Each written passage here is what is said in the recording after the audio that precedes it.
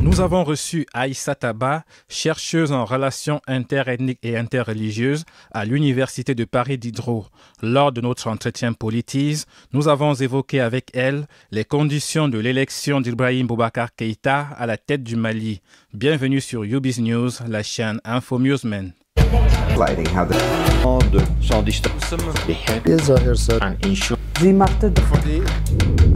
Des élections crédibles ou des élections prématurées, il est certain que ces élections étaient organisées de façon très prématurée, très rapide, et que au départ, beaucoup de Maliens disaient qu'ils ne voteraient pas ou qu'ils n'étaient pas d'accord. C'était aussi la période du Ramadan pour un pays à 90% musulmans, et beaucoup de personnes disaient qu'ils ne voulaient pas entrer dans ce jeu politique à cette période, à une échéance si courte. Mais en même temps, je pense que si on allait plus loin, il n'y avait pas d'assises en fait pour prendre des décisions. Souvent, on pouvait se demander si le gouvernement de transition ne pouvait pas prendre certaines décisions, mais je pense qu'à un moment, les Maliens avaient besoin de se sentir de nouveau pris en main par un homme qu'ils ont élu, même si les élections ont été organisées de façon très rapide, parfois bâclée, j'ai envie de dire.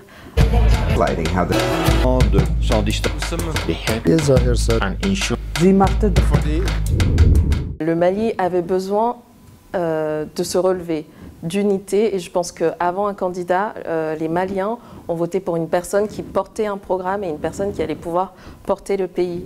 Et bien sûr, le programme allait jouer en faveur d'une personne, donc à la fin, c'est une personne qui est élue, mais avant tout, les Maliens ont voté pour un programme et je pense que c'est pour ça que l'une des raisons qui fait que IBK a pris de la marge, c'est qu'il a été vu dès 1994 comme un homme de poigne, puisqu'il a réussi à l'époque à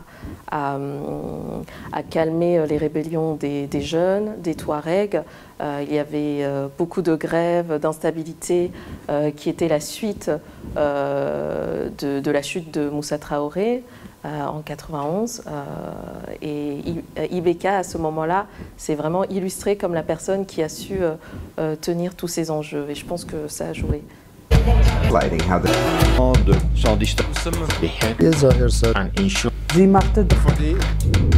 Oui et non, j'ai envie de dire non et oui aussi, puisque le Mali est tout de même un pays laïque, même si les dernières affaires avec les islamistes ont un peu changé la donne, apparemment. Les chefs religieux, en tout cas le vice-président du Haut Conseil islamique au Mali, s'est exprimé et a dit que lui, il ne donnerait pas d'intention de vote.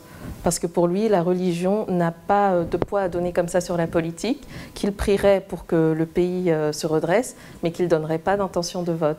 Par contre, le président du Haut Conseil islamique, lui, a clairement, même s'il ne l'a pas toujours exprimé, a toujours été très proche d'IBK.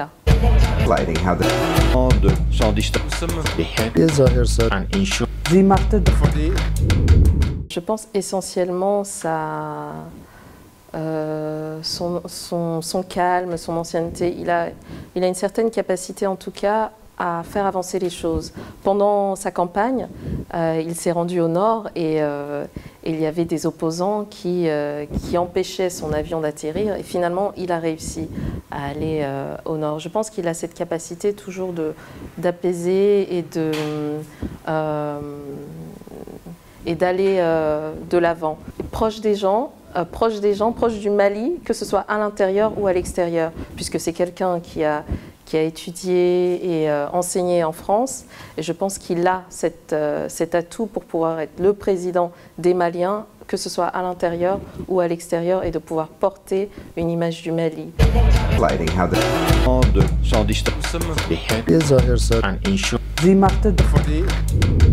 Vous savez, au Mali, on a un terme qui s'appelle Dambé, qui veut dire dignité, et qui est très important.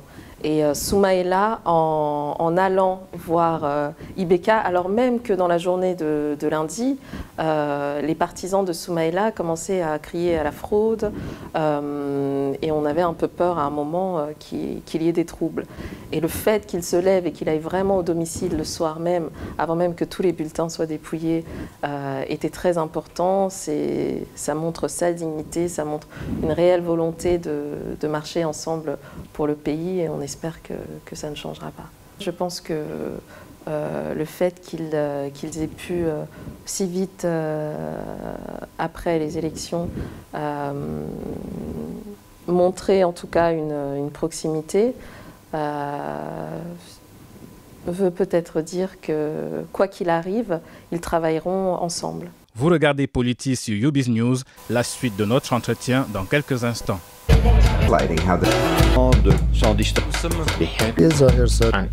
Wie macht